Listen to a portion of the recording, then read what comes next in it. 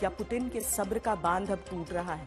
Putin के एक फैसले से ये सवाल उठ खड़ा हुआ है। रूस ने आज यूक्रेन पर आईसीबीएम यानी इंटरकॉन्टिनेंटल बैलिस्टिक मिसाइल का इस्तेमाल किया। यूक्रेन ही नहीं, पूरी दुनिया में पहली बार इंटरकॉन्टिनेंटल बैलिस्टिक मिसाइल का इस्तेमाल किया गया है। सवाल यह है कि क्या पुतिन इसके बाद परमाणु बम का इस्तेमाल भी करेंगे?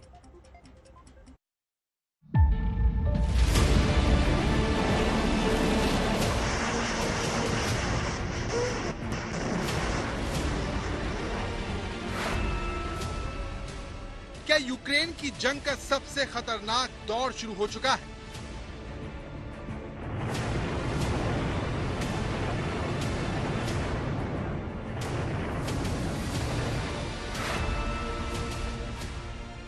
दुनिया में पहली बार आईसीबीएम मिसाइल का जंग में इस्तेमाल।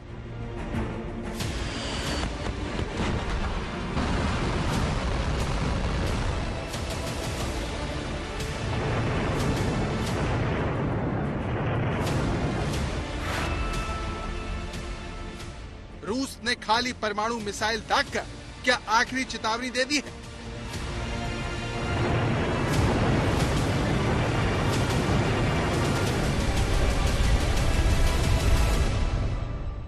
आईसीबीएम यानी इंटरकॉन्टिनेंटल बैलिस्टिक मिसाइल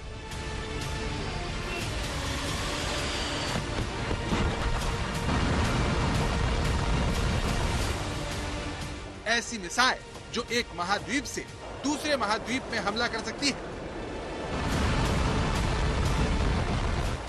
वो मिसाइल जिसकी रेंज 5000 किलोमीटर से ज्यादा होती है।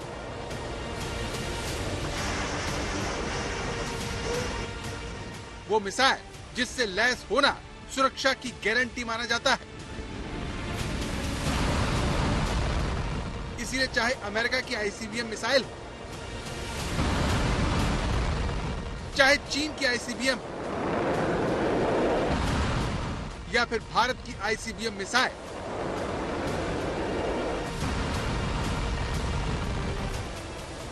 इस ताकतवर हथियार की नुमाइश भर दुनिया को दुश्मन को हद में रहने की चेतावनी होती है।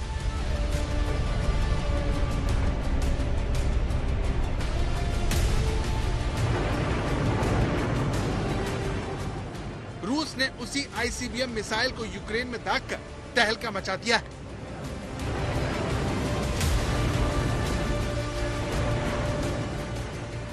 दावा है कि ये रूस की आईसीबीएम से हुए हमले की तस्वीर है।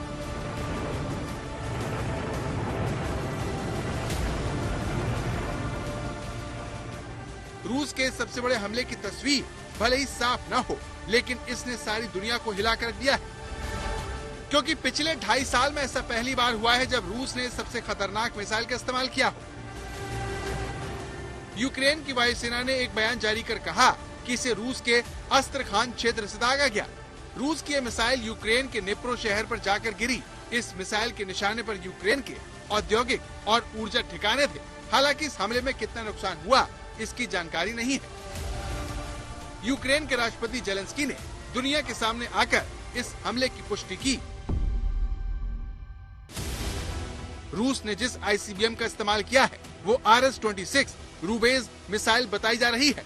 रूस की ये मिसाइल अमेरिका तक हमला करने में सक्षम है। पारंपरिक हथियारों के साथ ही ये परमाणु हथियार ले जाने में सक्षम है। तो पुतिन ने एक ऐसी मिसाइल से यूक्रेन पर हमला किया है जो परमाणु हथियार ले जाने में सक्षम है।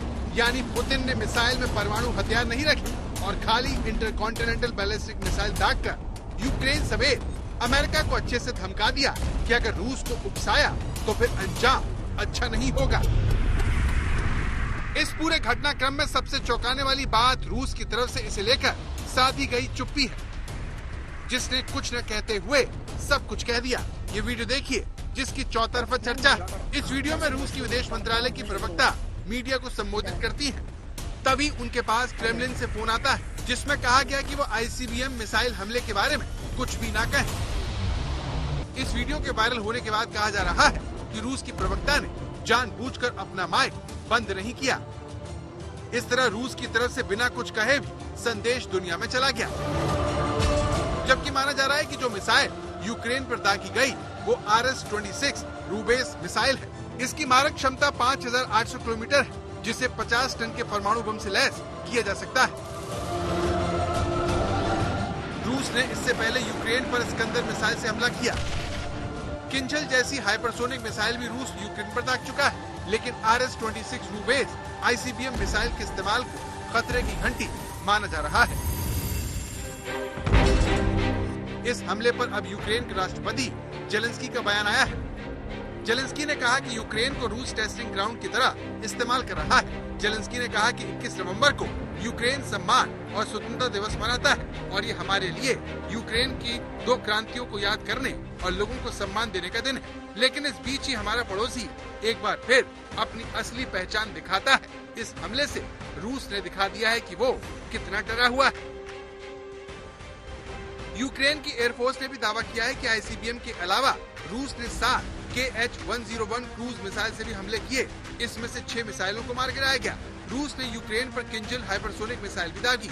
रूस ने पिछले महीने कहा था कि अगर नाटो देशों के हथियारों का इस्तेमाल उसकी जमीन पर होता है तो इसे तीसरे विश्व युद्ध की शुरुआत माना जाएगा।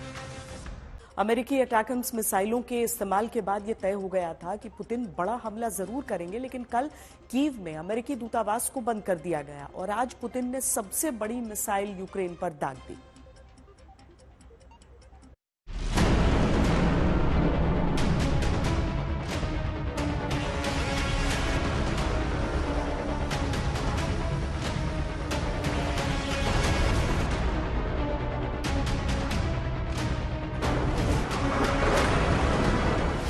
डोनाल्ड ट्रंप का यह डर हकीकत के बेहद करीब है, क्योंकि जो बाइडेन पर आरोप लग रहे हैं कि उनकी वजह से तीसरा विश्व युद्ध शुरू हो सकता है। इस आशंका को एक तस्वीर मजबूती देती है। ये रूस के कुर्स की तस्वीर है।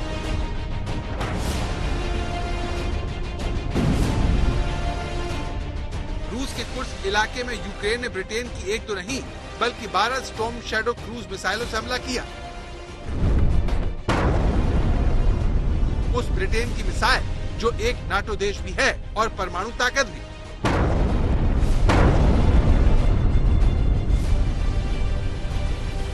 हमले के दौरान धमाकों की आवाज से पूरा इलाका दहल गया। यूक्रेनी सेना ने दावा किया कि उसने रूस के एक कमांड पोस्ट को कामयाबी से तबाह कर दिया है। यह हमला कई वजहों से दुनिया को तीसरे विश्व युद्ध की ओर ही नहीं बल्कि परमाणु तबाही की तरफ कैसे ले जा सकता है, इसे समझिए।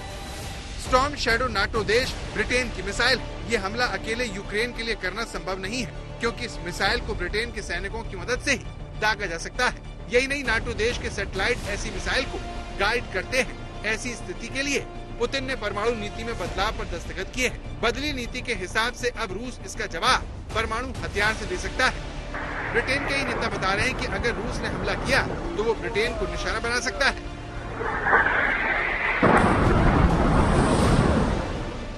इसी तरह का दावा अमेरिका का अटैकर मिसाइल को लेकर भी हो रहा है।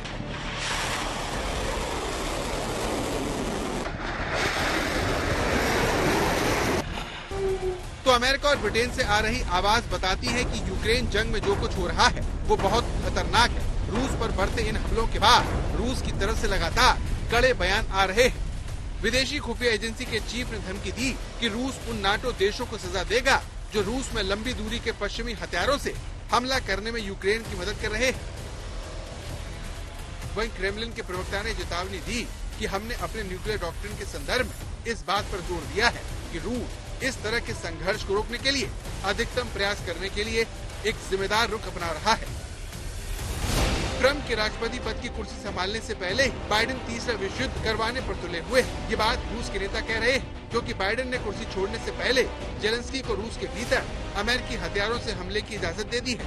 इस इजाजत के बाद पहले यूक्रेन ने रूस में अमेरिकी मिसाइलों से हमला किया और अब पहली बार उसने ब्रिटेन की स्टॉर्म शैडो क्रूज मिसाइल का इस्तेमाल किया है। ये हमला रूस के कुर्स इलाके में किया गया, जहाँ रूसी सैनिकों के साथ 11,000 से ज्यादा उत्तर कोरियाई सैनिक तैनात हैं। ये भी तीसरे विश्व युद्ध का कारण बन सकता है।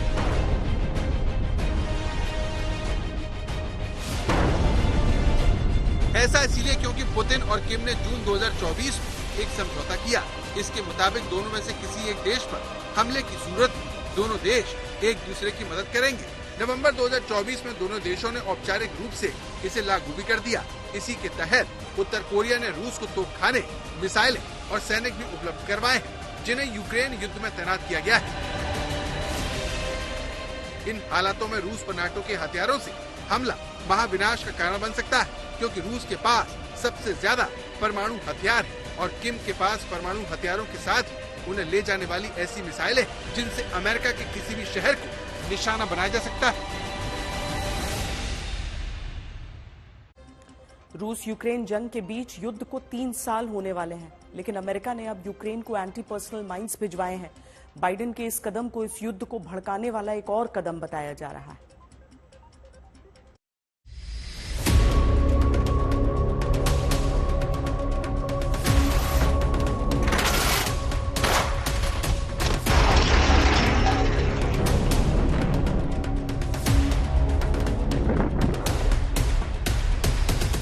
जेलेंस्की के इस बयान से 2 बातें साफ हो जाती हैं। एक तो ये कि रूस की बढ़ती फौज को रोक पाना उनके लिए मुश्किल हो रहा है और वो उसे बारूदी सुरंग बिछाकर रोकना चाहते हैं। और दूसरी बात ये कि दुनिया में खुद को मानवाधिकारों का ठेकेदार बताने वाला अमेरिका यूक्रेन को वो बारूदी सुरंग दे रहा है जिनका नुकसान सैनिकों से ज्यादा नागरिकों को होता है, जो युद्ध खत्म होने के बाद बरसों बाद तक जमीन में दबी माइंस का शिकार होते रहते हैं। दुनिया भर के मानवाधिकार संगठन अमेरिका को इस कदम के लिए कोस रहे हैं। सुना आपने, यूक्रेन भी उन देशों में शामिल है जहां लैंड माइंस बैन है, लेकिन अमेरिका के इस कदम से दोनों देश बेनकाब हो गए हैं। खासतौर पर यूक्रेन, क्योंकि प्रतिबंध के बावजूद वो लैंड माइंस अपने ही इलाके में बिछाएगा जहां उनका शिकार उसके अपने ही लोग हो सकते हैं। जहां तक अमेरिका की बात है तो उसने कोरिया युद्ध से लेकर वियतनाम युद्ध, खाड़ी युद्ध, अफगानिस्तान तक लैंड माइंस का धड़ल्ले से इस्तेमाल किया है। दुनिया में जहां तनाव और युद्ध के खतरे हैं, वहीं भारत लगातार शांति की बात कर रहा है। प्रधानमंत्री मोदी ने गयाना की संसद में बताया कि दुनिया में शांति कैसे संभव है। दूसरे विश्व युद्ध के बाद बनी व्यवस्थाएं और संस्थाएं ध्वस्त हो रही हैं। कोरोना के बाद जहां एक नए वर्ल्ड ऑर्डर की तरफ बढ़ना था, दुनिया दूसरी ही चीजों में उलझ गई। इन परिस्थितियों में आज विश्व के सामने आगे बढ़ने का सबसे मजबूत मंत्र है डेमोक्रेसी फर्स्ट, ह्यूमैनिटी फर्स्ट। दुनिया के लिए भी ये समय कॉन्फ्लिक्ट का नहीं है। ये समय कॉन्फ्लिक्ट पैदा करने वाली कंडीशंस को पहचानने और उनको दूर करने का है।